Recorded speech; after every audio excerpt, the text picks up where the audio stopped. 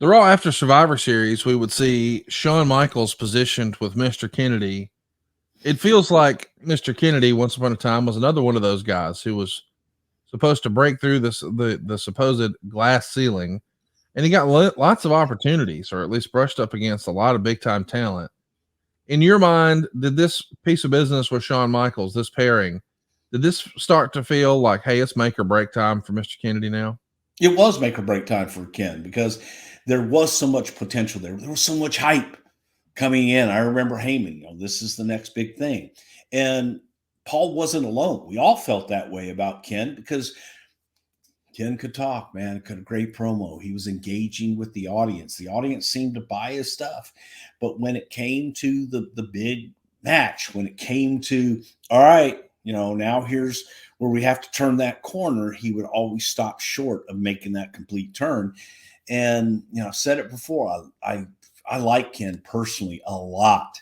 And I thought that he had an awful lot to offer the business. I just feel sometimes and question whether or not he was afraid of that success and whether he could articulate that or not, that I just think there was something in him that he would get there and something would always happen.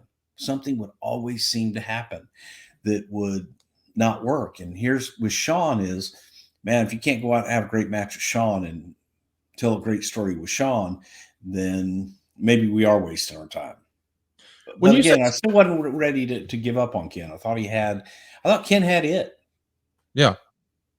I think everybody watching at the time would agree with you. I am curious about something you said there. When you said scared of success, I've heard you say that before about a different talent that is not relevant right now that we should discuss. But I wanted to ask, what does that mean from your perspective? Scared of success. Do you mean that almost subconsciously they would self-sabotage? Like they don't mean to.